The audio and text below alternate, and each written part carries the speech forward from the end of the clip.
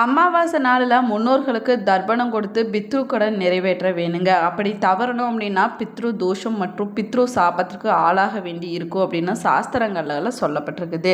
பித்ரு வழிபாட்டோடு குல தெய்வ வழிபாட்டை நம்ம செய்வது ரொம்பவே சிறப்பானதாகும். அமாவாசை நாளில் செய்யக்கூடிய குல தெய்வ வழிபாடு தனித்துவமான பலன்களை பெற்றுக் கொடுக்கும் அப்படின்னு சொல்லப்படுதுங்க. அமாவாசை நாள் என்பது முன்னோர்களுக்கான வழிபாட்டு நாள் என்பது அப்படின்னு எல்லோருக்குமே தெரிஞ்ச விஷயந்தாங்க. அதே போல் பௌர்ணமி என்பது குலதெய்வ வழிபாட்டிற்கும் அம்பிகை வழிபாட்டிற்கும் ஏற்ற நாள் அப்படின்னும் சொல்லப்படுது. அதனால தான் அமாவாசை நாள் முன்னோர்களை வழிபடுவதோடு குலதெய்வத்தையும் நம்ம வழிபாடு செய்வது ரொம்பவே சிறப்பானதாகுங்க. அமாவாசை நாளில் வீட்டில் குலதெய்வத்தை வழிபடுவதனால என்னென்ன நன்மைகள் நம்முடைய வாழ்க்கையில் ஏற்படும் என்பதை பற்றியும், மாசி மாத அமாவாசை நாளில் என்னென்ன பொருட்களை தானம் கொடுத்தோம்னா என்ன மாதிரியான பலன்கள் கிடைக்கும் என்பதை பற்றியும் தான் இந்த பதிவில் நம்ம விரிவாக பார்க்க போகிறோம். வீடியோவை ஸ்கிப் பண்ணாமல் முழுசாக பாருங்கள். நம்ம சேனலை இப்போ தான் ஃபர்ஸ்ட் டைம் பார்த்துட்டு இருக்கிறீங்க அப்படின்னா நம்ம சேனலை சப்ஸ்கிரைப் பண்ணலன்னா சப்ஸ்கிரைப் பண்ணிக்கோங்க. கூடவே இருக்கிற பெல் ஐக்கானையும் ப்ரெஸ் பண்ணிக்கோங்க. வீட்டில் எப்பயுமே சண்டையும் சச்சரவுமாக இருக்குதா? உங்களுக்கு ஒரு விதமான மன அழுத்தமாகவே இருந்து கொண்டு இருக்குதா? திருமணம் வர நிச்சயம் கைகூற மாதிரி தள்ளி கொண்டே போய்கொண்டு இருக்குதா? இது போன்ற பிரச்சனைகளுக்கு இந்த வீடியோவுக்கு கீழே டிஸ்கிரிப்ஷனில் வராகியம்மன் ஜோதிட நிலையத்தோட தொலைபேசி எண் கொடுத்துருக்கிறேன். இந்த எண்ணுக்கு தொடர்பு கொண்டு பேசி பாருங்கள். உங்கள் பிரச்சனைகளுக்கு சரியான தீர்வு கிடைக்குங்க. வாங்க வீடியோக்குள்ளே போகலாம். உங்களுடைய குல தெய்வத்துடைய பெயரையும் இஷ்ட தெய்வத்துடைய பெயரையும் மறக்காமல் கமெண்ட் பாக்ஸில் கமெண்ட் பண்ணுங்கள். ஒவ்வொரு அமாவாசை நாளிலும் இந்த பிரபஞ்சம் முழுவதும் விசேஷமான சக்திகளானது நிறைந்து இருக்கும் அப்படின்னு சொல்லப்பட்டிருக்குதுங்க. அதே போல் பௌர்ணமியிலும் இந்த பிரபஞ்ச சக்தியானது அதிகரித்து காணப்படுமாங்க. அமாவாசையில் செய்யக்கூடிய வழிபாட்டு முறைகள் விசேஷமான பலன்களை நமக்கு பெற்றுக் கொடுக்குங்க. வளர்ப்பிறை மற்றும் தேய்ப்பிறை என்று ஒவ்வொரு மாதமும் மாறி மாறி வளரக்கூடிய சுழற்சி முறையில் அமாவாசை நாளில் குலதெய்வ வழிபாட்டையும் பித்ரு வழிபாட்டையும் செய்ய வேண்டியது ரொம்பவே முக்கியமானதாகுங்க. அமாவாசை நாளில் கட்டாயமாக உங்களுடைய பித்ருக்களுக்கு நீங்கள் தர்ப்பணம் கொடுக்க வேணுங்க.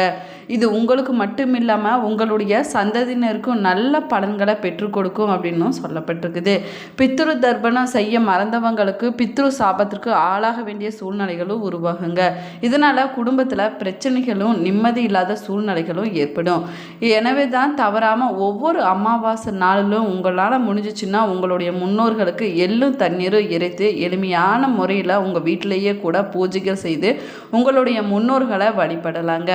பித்ரு என்று சொல்லக்கூடிய நம்முடைய முன்னோர்கள் அமாவாசை நாளில் நம்முடைய வீட்டு வாசலில் நிற்பதாக சொல்லப்படுது. இதனால தான் உங்களுடைய முன்னோர்களுக்கு பிடித்த உணவுகளை அன்றைய நாளில் சமைத்து படையல் போட வேணுங்க. அதற்கு பிறகு காகத்திற்கு முதலில் நம்ம சாப்பிட வைப்பது சிறப்பான பலன்களை பெற்றுக் கொடுக்குங்க. அது மட்டும் இல்லாமல் நம்முடைய முன்னோர்களுடைய ஆசையும் நமக்கு முழுமையாக கிடைக்கும் அப்படின்னும் சொல்லப்படுது. அமாவாசை நாளில் உணவு எதுவும் சாப்பிடாமல் தினமும் மந்திரங்களை உச்சரித்து விரதம் இருந்து வழிபட்டுட்டு வந்தோம் அப்படின்னா சகல சௌபாகியங்களும் கிடைக்கும் அப்படின்னும் சாஸ்திரத்தில் சொல்லப்பட்டிருக்குதுங்க. விரதம் இருக்க சிறந்த நாளாக சொல்லக்கூடியது அமாவாசை நாள். பிரம்ம முகூர்த்தத்தில் எந்திரிப்பது அப்படிங்கிறது விசேஷமான சக்திகளை கொண்டதாகுங்க. இப்படி நம்ம செய்வதனால நம்மிடம் இருக்கக்கூடிய கெட்ட சக்திகள் அனைத்துமே விலகி ஓடிவிடும் அப்படின்னும் சொல்லப்படுதுங்க. அது மட்டும் இல்லாமல் நம்முடைய வீட்டை சுத்தம் செய்ய அன்றைய நாளில் தண்ணீரோடு கொஞ்சமாக கல்லுப்பு சேர்த்து நம்ம வீட்டை துடைப்பது நன்மையை கொடுக்குங்க. காலை மாலை என 2 நேரத்துலையுமே நம்ம வீட்டு பூஜை அறையில் நம்ம விளக்கேற்றி வைத்து வழிபாடு செய்ய வேணும். அதுலேயும் குறிப்பாக பார்த்திங்கன்னா அமாவாசை நாளில் விரதம் இருக்கக்கூடியவங்க விரதம் இல்லாதவங்க என யாராக இருந்தாலும் சரிங்க, அன்றைய நாளில் அசைவம் சாப்பிடுவதை தவிர்த்து கொள்வது நன்மையை கொடுக்குங்க. அதே போல் அமாவாசை நாளில் நம்ம அசைவம் சாப்பிடும் பொழுது நம்முடைய உடம்புல ஒரு விதமான அசௌகரியம் உண்டாகுமாங்க. இது அறிவியல் ரீதியாகவும் உண்மை என்பதனால அமாவாசை நாளில் அசைவ உணவுகள் சாப்பிடுவதை தவிர்த்து கொள்வது ரொம்பவே நல்லதுங்க. மேலுமே இதில் பூண்டு வெங்காயம் போன்ற பொருட்களை சேர்த்த சைவ உணவுகளை சாப்பிடுவதையும் தவிர்த்து கொள்ள வேணுங்க. வீட்டில் எதிர்மறையான ஆற்றல்கள் அதிகரிக்க அன்றைய நாளில் மந்திர ஸ்லோகங்களை நம்ம உச்சரிக்க வேணுங்க. அதே போல் நமக்கு சொல்ல தெரியல அப்படின்னா அதை ஒலிக்க விட்டு கேட்பது கூட நன்மையை கொடுக்குங்க. உங்களுக்கு தெரிந்த சின்ன சின்ன மந்திரங்களை கூட அமாவாசை நாளில் உச்சரிப்பது நன்மையை கொடுக்குங்க. அதுவே போல் நல்ல பலன்கள் எல்லாமே கிடைக்கும் அப்படின்னும் சொல்லப்படுது. அமாவாசை நாளில் நம்ம வழிபாடு செய்வதனால பொன் பொருள் சேர்க்கையானது உண்டாகுங்க. சகல சம்பத்களும் கிடைக்கும். குலதெய்வ அருள் நமக்கு பரிபூரணமாக கிடைக்குங்க. குலதெய்வ வழிபாடு செய்வது அன்றைய நாளில் ரொம்பவே நல்லதுங்க. ஒரு மண்பானையில் இல்லைன்னா செம்பு பித்தளை கலசத்தில் தண்ணீர் வைத்து பூஜை அறையில் நீங்கள் அதை வைக்க வேணுங்க. அதில் குலதெய்வத்தை நினைத்து ஆவகானம் நீங்கள் செய்ய வேணும். அதற்கு பிறகு விளக்கேற்றி வைத்து தீப வழிபாடு செஞ்சு உங்களுடைய குலதெய்வ வழிபாட்டை நீங்கள் நிறைவு செய்து கொள்ளலாங்க. உங்களால் முடிஞ்சிச்சுன்னா நெய்வேத்தியம் படைத்தும் நீங்கள் வழிபடலாங்க. அப்படி இல்லை அப்படின்னா கொஞ்சமாக கற்கண்டு வைத்து கூட நீங்கள் வழிபடுவது ரொம்பவே சிறப்பானதாகுங்க. மாசி மாத சிறப்புக்களில் ரொம்பவே முக்கியமானது அமாவாசை நாளாகுங்க. இது மிக முக்கியமான வழிபாட்டு நாளாக சொல்லப்பட்டிருக்குது. இந்த நாள் பார்த்திங்கன்னா பாவங்கள் தோஷங்கள் போன்றவற்றிலிருந்து நம்மை மட்டும் இல்லாமல் நம்முடைய குடும்பத்தில் இருக்கக்கூடியவங்களையும் மற்றும் நம்முடைய முன்னோர்களையும் விடுவிப்பதற்கு உதவியாக இருக்கும் அப்படின்னும் சொல்லப்பட்டிருக்குது. இந்த நாளில் நம்ம குறிப்பிட்ட பொருட்களை தானம் கொடுப்பதனால நம்முடைய வறுமை நிலையானது மாறிவிடுங்க. நம்முடைய வாழ்க்கையில் செல்வ செழிப்பானது ஏற்படுங்க. அந்த வகையில் மாசி மாத அமாவாசை 2026ஆம் ஆண்டு பிப்ரவரி 17ஆம் தேதி செவ்வாய்க்கிழமை அன்னைக்கு வர இருக்குது. அமாவாசை நாளில் விரதம் இருந்து முன்னோர்களை வழிபடுவது ரொம்பவே முக்கியமானதாக சொல்லப்பட்டிருக்குதுங்க. மேலுமே பார்த்திங்கன்னா மாசி மாத அமாவாசையை பால்குண அமாவாசை அப்படின்னும் அழைக்கிறாங்க. பால்குண மாதத்தின் நிறைவு நாள் அப்படின்னும் சொல்லப்படுதுங்க. இது பித்ரு தோஷத்திலிருந்து விடுவிப்பதற்குரிய நாளாகவும் சொல்லப்படுது. மேலுமே மாசி மாத அமாவாசை நாள் முன்னோர்களை விரதம் இருந்து வழிபட்டு தானம் செய்வதற்குரிய நாளாகுங்க.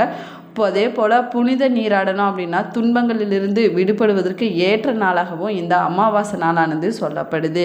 இந்த நாளில் கங்கை யமுனை சரஸ்வதி போன்ற புனித நதிகளில் நம்ம குளிப்பதனால மட்டும் இல்லாமல் நம்முடைய முன்னோர்கள் செய்த பாவங்களிலிருந்து விடுபடுவாங்க அப்படின்னும் சொல்லப்படுதுங்க.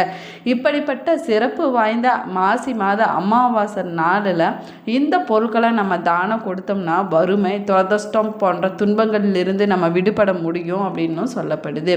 மாசி மாத அமாவாசை நாளில் நம்ம தானம் கொடுக்க வேண்டிய பொருட்கள் என்ன அப்படின்னு பார்க்கலாம் வாங்க. அரிசி மற்றும் தானியங்களை மாசி மாத அமாவாசையில் நம்ம தானமாக கொடுப்பது ரொம்பவே சிறப்பு வாய்ந்ததாகுங்க. அரிசி அப்படிங்கிறது செல்வ வளத்தையும் நிறைவையும் குறிப்பதாகுங்க. அதே போல் தானியம் அப்படிங்கிறது ஆரோக்கியம் செல்வம் நலனுக்கான அடையாளம் அப்படின்னு சொல்லப்படுது. இந்த பொருட்களை அமாவாசை நாளில் பசி மற்றும் ஏழ்மையில் இருக்கக்கூடியவங்களுக்கு தானமாக கொடுப்பதனால முன்னோர்களுடைய ஆத்மாவானது சாந்தி அடையுமாங்க. அது மட்டும் இல்லாமல் நம்முடைய முன்னோர்கள் மகிழ்ச்சி அடைவாங்களாம். இது குடும்பத்தில் இருக்கக்கூடிய அனைவருக்கும் ஆசையை பெற்றுக் கொடுக்கும் அப்படின்னும் சொல்லப்படுதுங்க. அதே போல் ரொம்பவே முக்கியமான பொருளாகுங்க. இதை மாசி மாத அமாவாசை நாளில் நம்ம தானமாக கொடுப்பதனால நம்முடைய குடும்பத்தில் அமைதியானது நிலவுங்க. செல்வ வளமும் நிறைவாக இருக்கும் அப்படின்னு ஐதீகமாக சொல்லப்படுது. இது நம்முடைய முன்னோர்களுக்கு முக்தி அடைவதற்கும் மறுபிறவி இல்லாத நிலையை அடைவதற்கும் உதவியாக இருக்கும் அப்படின்னும் சொல்லப்பட்டிருக்குதுங்க. மாசி மாத அமாவாசை நாளில் தேவைப்படக்கூடியவங்களுக்கோ பிராமணர்களுக்கோ உணவு மற்றும் பழங்களை தானமாக கொடுக்கலாங்க. இது ரொம்பவே உயர்வான புண்ணிய பலன்களை நம்முடைய வாழ்க்கையில் பெற்றுக் கொடுக்குங்க.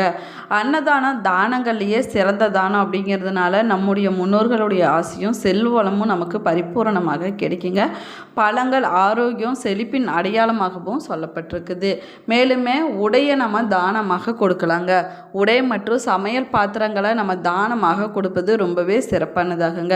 அமாவாசை நாளில் புதுசாக வாங்கிய உடைகளை நம்ம தானமாக கொடுப்பது மிகப்பெரிய ஒரு புண்ணியத்தை நம்முடைய வாழ்க்கையில் கொண்டு வந்து சேர்க்குங்க.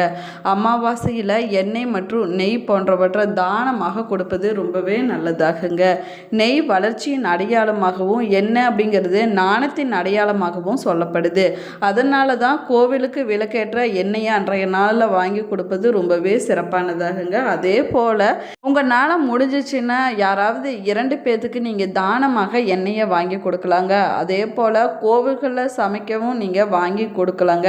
இப்படி நீங்கள் செய்வதனால வீட்டில் அமைதியும் நேர்மறையான ஆற்றல்களும் நிறைந்திருக்கும் அப்படின்னும் சொல்லப்படுது. அமாவாசை நாளில் உலகத்தை இயக்கக்கூடிய சூரியனும் சந்திரனும் ஒன்று சேர்வதால் ஒரு காந்த சக்தியானது உருவாகுதுங்க. அமாவாசை நாளில் பிறக்கக்கூடிய குழந்தைகளுடைய மூளை பிற்காலத்தில் அதீதமாக வேலை செய்யும் அப்படின்னு விஞ்ஞான ரீதியாகவும் நிரூபிக்கப்பட்டிருக்குது. மேலுமே அமாவாசை அன்னைக்கு விபத்துக்கள் கூடுதலாக ஏற்படுவதாக ரஷ்ய விஞ்ஞானிகள் சொல்லியிருக்கிறாங்க. ஜோதிட ரீதியாக அமாவாசை நாள் அப்படிங்கிறது ஒரு நிறைந்த நாளாகுங்க. நிறைய பேர் பார்த்திங்கன்னா அமாவாசை நாளில் மோதிரம் செய்து போடுவதை வழக்கமாகவே வச்சிருக்கிறாங்க. சூரியக்கலையும் சந்திரக்கலையும் ஒன்று சேருவதனால சூளுமுனை என்று சொல்லக்கூடிய நெற்றிக்கண்ணானது பலப்படுது. அதனால தான் அமாவாசையில் சாஸ்திரிகள் மந்திர ஜபத்தை ஆரம்பிக்கிறாங்க. கடலில் நீராடி அவங்களுடைய ஏற்பட்ட தோஷங்களை போக்குறாங்க அப்படின்னும் சொல்லப்படுது. அமாவாசை நாளில் ஜீவ சமாதிகள் புதிய உத்வேகத்தை அடையுமாங்க. இந்த பதிவு உங்களுக்கு பயனுள்ள தகவல்களை கொடுத்துருக்குன்னு நினைக்கிறேன். இந்த பதிவு உங்களுக்கு பிடிச்சிருந்தா லைக் பண்ணுங்கள், ஷேர் பண்ணுங்கள், கமெண்ட் பண்ணுங்கள். இன்னும் நம்ம சேனலை சப்ஸ்கிரைப் பண்ணலன்னா சப்ஸ்கிரைப் பண்ணிக்கோங்க. கூடவே இருக்கிற பெல் ஐக்கானையும் ப்ரெஸ் பண்ணிக்கோங்க. தேங்க்யூ.